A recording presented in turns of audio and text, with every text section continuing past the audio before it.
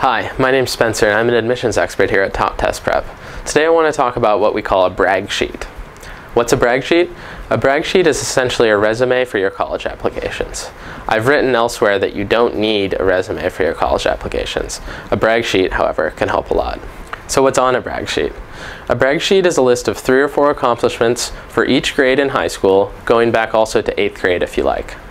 Basically, it's things that are important to you. So when you're making a brag sheet, do some brainstorming and write down a million things. It can be things that seem insignificant at first. Then pick the 3 or 4 that are most important to you for each grade. Arrange it nicely on a piece of paper, organized by grade, with your identifying information at the top.